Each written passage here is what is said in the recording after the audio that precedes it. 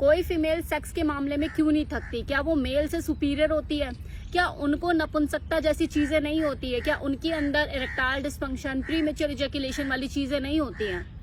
किसी ने ये सवाल किया है मुझे कमेंट सेक्शन में, और इसके ऊपर मैं एक डिटेल वीडियो आपके सामने प्रस्तुत करने वाली हूँ।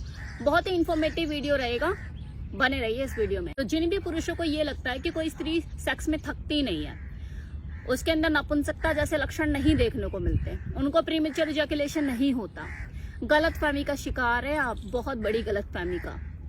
वो भी थकती हैं और उनके अंदर भी नपुंसकता जैसे लक्षण देखने को मिलते हैं। हाँ, ये जरूर है कि कुदरत ने उसे बेडरूम में कमांडिंग पावर कम दी है। ये वाला सौभाग्य तो किसी पुरुष के पास ही है, इसलिए उसके पास जिम्मेदारी ज्यादा बढ़ जाती है किसी फीमेल को प्लेजर देने की, उसे ऑर्गेज्म तक पहुंचाने की। ये जरूर है, लेकिन इसका मतलब ये नहीं कि कोई फीमेल जो है वो थकती नहीं है।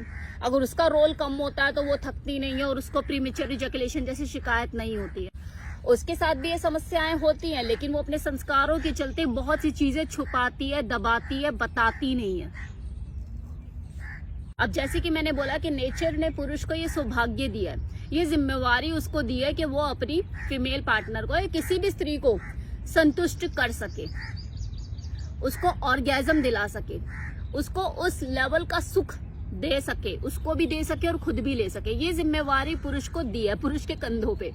लेकिन ये तब तक पॉसिबल नहीं है जब तक कोई फीमेल खुद से भी ऑर्गेज्म लेना ना चाहे, वो अपनी इच्छाएं उसको ना बताए, वो अपनी डिजायर, अपनी फैंटेसी, अपने अंदर की जो उसकी शारीरिक भूख है कि वो कैसे चाहती है, क्या चाहती है और कहाँ पर छूने से उसे ज्यादा मजा आता है, जब तक वो उस पर्सन को जिसके साथ वो रिलेशनशिप में है, बेड अपना शेयर करती है, उसको जब तक वो फुली नहीं बताएगी, उसे सपोर्ट नहीं करेगी, उसे कोऑपरेट नहीं करेगी, एक पुरुष भी अपना बेस्ट नहीं दे पाएगा, क्योंकि उसको भी तो मोटिवेशन चाहिए, उसके अंदर भी तो वो उत्सुकता होनी चाहिए ना। वो तो जब तक वो जो फीमेल है वो सपोर्ट नहीं करेगी, खुलकर एक्सप्रेस नहीं करेगी, उसे जहां मजा आ रहा है, जिस पार्ट को छूने पे मजा आ रहा है, जब तक वो नहीं बोलेगी मुझे यहाँ टच करो, मुझे यहाँ छुओ, उसके अंदर मोटिवेशन कैसे आएगा? वो कैसे उसके अंदर उत्सुकता और एक्साइटमेंट जागेगी और वो उसे वो दुगना सुख देने में कामयाब होगा?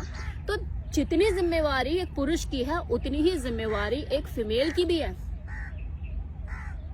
भाई चार्ज तो उस लेवल का कोई फीमेल ही करेगी ना उसे, तो उसका भी तो अपना रोल होना चाहिए ना। अगर उसे सुख चाहिए तो उसे भी एफर्ट करने पड़ेंगे, और जब वो एफर्ट करती है तो वो भी थकती है।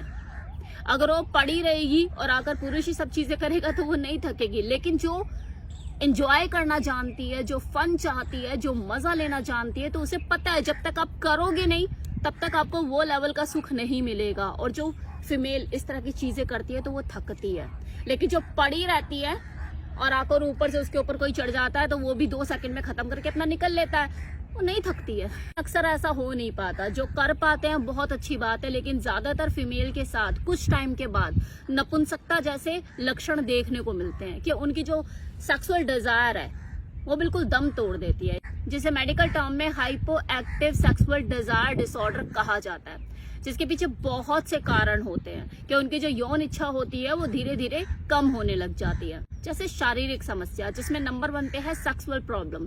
किसी फीमेल को सेक्स के दौरान पेन होना, खासकर जब वजाइनल इंटरकोर्स का टाइम आता है उस वक्त उसको पेन होना, जिसके वजह से वो ऑर्गेज्म तक नहीं पहुंच पाती है, चाहकर भी नहीं पहुंच पाती है, और धीरे धीरे उसकी जो रुचि होती है सेक्स के प्रति खत्म होने लगती है। दूसरा, medical condition, arthritis, cancer, high blood pressure, diabetes, thyroid, ये सारी वो बीमारियां हैं जिसके वजह से किसी फीमेल की जो सेक्सुअल डिजायर है वो प्रभावित होती है। अगर किसी फीमेल की काफी लंबे टाइम से हाई एमजी की गोलियां चल रही है तो इसका भी दुष्प्रभाव उसकी सेक्सुअल डिजायर पर देखने को मिलता है।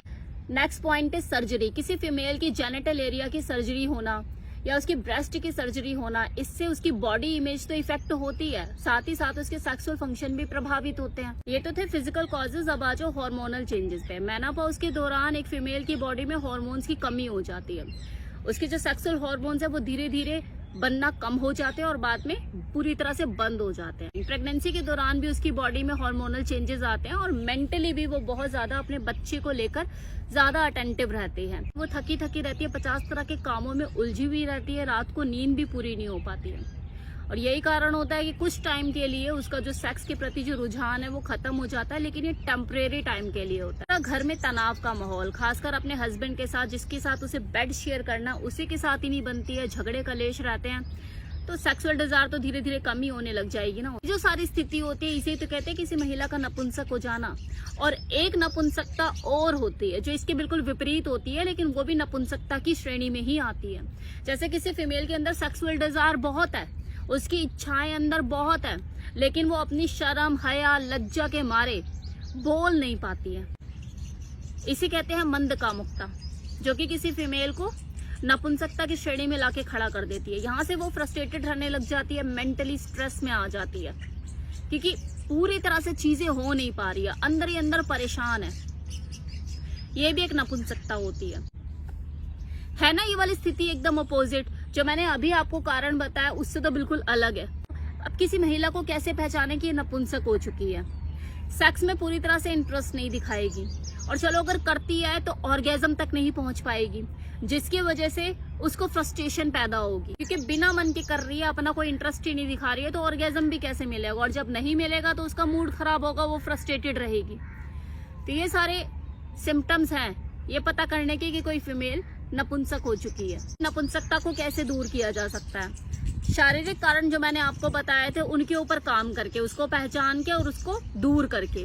और जो हार्मोनल चेंजेस मैंने आपको बताए थे, तो अगर वो किसी प्रेग्नेंट लेडी के साथ है, मेनोपॉज की सिचुएशन है, तो देखो ये वाले तो जो नेचुरल है ये सबके साथ है। कोई लड़की प्रेग्नेंट होएगी और ब्रेस्ट फीडिंग कराएगी तो उसके अंदर हार्मोनल चेंजेस आएंगे और वो टेम्परेरी होंगे, धीरे धीरे टाइम के साथ नॉर्मल हो जाएगा और उसकी जो सेक्सुअल डिजायर है दोबारा पहले की तरह वापस आ जाएगी और वो आपको पूरा सपोर्ट करेगी। लेकिन मेनोपॉज वाला जो दौर शुरू होता है उसमें तो सेक्सुअल डिजायर खत्म ही होने लग जाती है, और ये नेचुरल है, स्वाभाविक है, इसमें आप कुछ कर नहीं सकते। लेकिन इन दो परिस्थितियों के अलावा अगर आपके अंदर का जो हार्मोन्स लेवल है वो गड़बड़ाता है, तो इसके रिगार्डिंग आपको हार्मोनल थेरेपी लेने की जरूरत है। आपको इसके लिए थेरेपिस्ट से कंसल्ट करने की जरूरत है। तीसरा, स्ट्रेस, एंजाइटी और डिप्रेशन से दूर रहिए। अगर आपके बेड पार्टनर के साथ रिलेशनशिप अच्छे नहीं है तो वजह तलाश के उसके ऊपर काम कीजिए। हाई एमजी की गोली अगर आप ले रही हैं और इसकी वजह से आपकी लिबिडो पे फर्क पड़ रहा है, वो डाउन हो रही है, तो एक बार डॉक्टर से कंसल्ट कीजिए। किसी अच्छे काउंसलर से आप काउंसलिंग ले सकते हैं, ये भी आपको इस सिचुएशन से निकलने में मददगार साबित हो सकता है। कई बार ऐसा होता है कि हम अपनों को ही अपनी प्रॉब्लम नहीं बता पाते, लेकिन किसी दूसरे को, किसी गैर को खुलकर बात कर पाते हैं। और जो आप बोल रहे थे कि प्रीमेच्योर इजैकुलेशन वाली शिकायत किसी फीमेल को नहीं होती है, क्या वो जल्दी डिस्चार्ज नहीं होती है? जी होती है। कई बार ऐसा होता है कि पुरुष से पहले कोई महिला डिस्चार्ज हो जाती है, 4-4 बार ऑर्गेज्म भी महसूस करती है और 4-4 बार डिस्चार्ज भी होती है। तो है, उनके साथ भी ये चीजें हैं।